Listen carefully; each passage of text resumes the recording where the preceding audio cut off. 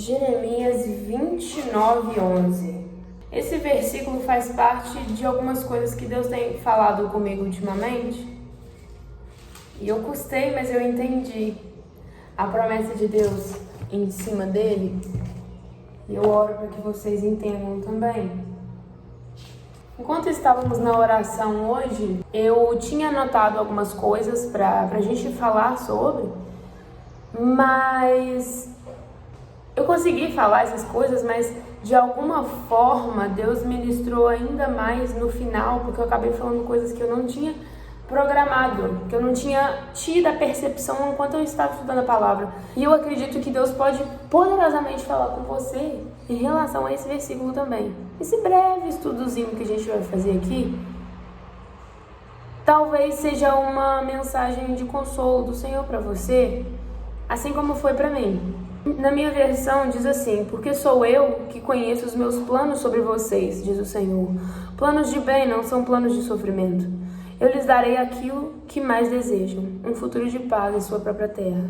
Eu até anotei aqui o dia que eu comecei a entender Deus falando comigo em relação a esse versículo, dia 4/11. E hoje já é dia 28, a gente já está finalizando o mês, mas olha que interessante.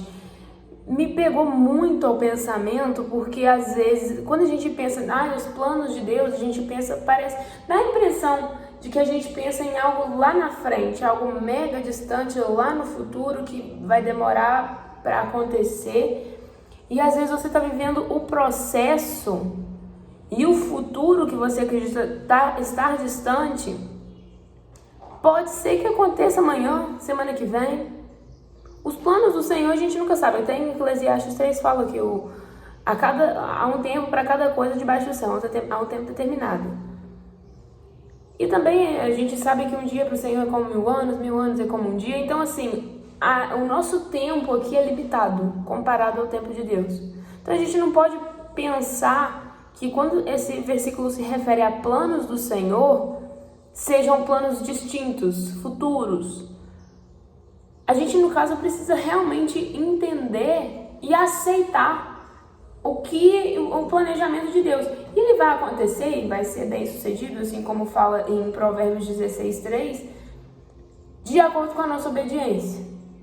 As promessas, eu tenho muito comigo que as promessas do Senhor, elas vão se realizar na nossa vida a partir do momento que a gente obedece.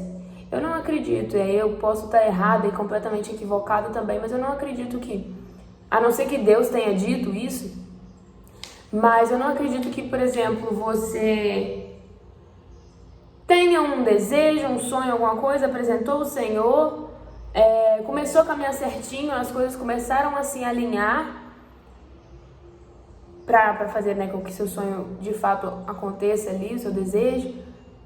Depois de um tempo você começa a desobedecer, a andar errado, e eu não acho que essa promessa se mantém. Eu acho que essa promessa se mantém à medida que nós obedecemos.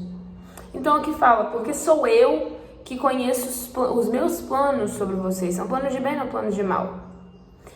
Eu tomei a liberdade de fazer uma exegese rápida sobre esse versículo, que eu achei mega interessante, que começa: eu sei bem, em outras versões fala: eu sei bem os pensamentos que tenho a vosso respeito, ou sobre vós, diz o Senhor, pensamentos de paz e não de mal, para lhes dar o fim que desejais, Mas esse eu sei bem, eu acho muito interessante, porque no sentido original, ele fala como se fosse um conhecimento muito íntimo, muito profundo de alguma coisa, que fosse, por exemplo, é o famoso tô careca de saber. Além disso, também tem a questão de eu sei bem, no sentido original, eu não lembro como é que é a palavra, tá? Mas fala muito sobre a zero margem de erro. Ou seja, aquela pessoa que ela conhece mesmo de olhos fechados. Não existe a probabilidade de ter erro ali, nessa situação, sabe? Ou seja, Deus conhece aquilo que a gente não conhece. A gente é muito limitado, a gente é ignorante. Então, a gente não pode se limitar às nossas próprias capacidades ou ao nosso próprio conhecimento, Porque Deus ele é capaz de fazer muito mais do que a gente consegue até imaginar. Para vocês verem como é que a nossa mente ela é limitada. Nem imaginar a gente consegue direito. E aí fala sobre os planos de Deus no sentido original, remete muito a tecido, a tecer as coisas, o que nos faz lembrar que os planos do Senhor, eles são milimetricamente costurados. Tipo assim, não sei quem já viu a aranha construindo uma teia, parece que ela faz milimetricamente pensado, porque ela já conhece, ela sabe. E o Senhor, ele é capaz de fazer tudo assim, com intenção além de tudo. Ele não faz simplesmente, eu vou fazer e vamos ver no que vai dar. Se der ruim, eu tenho controle. Não é assim. Os planos dele são perfeitos.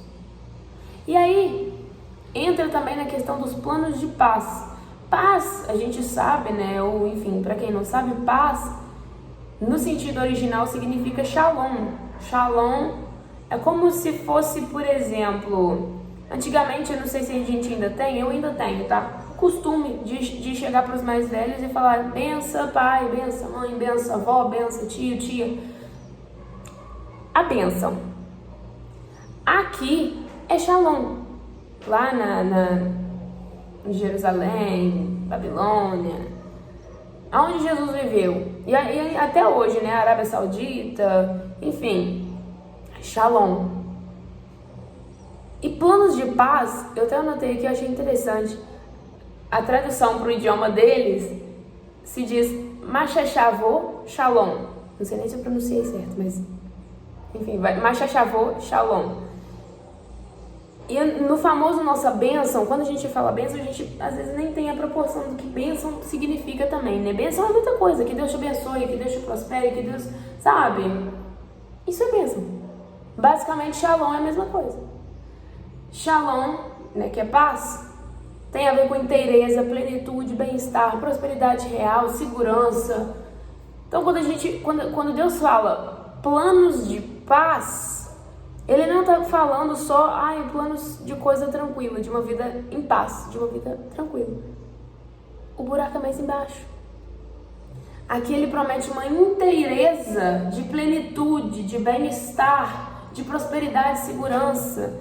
Entende? Não é algo simples.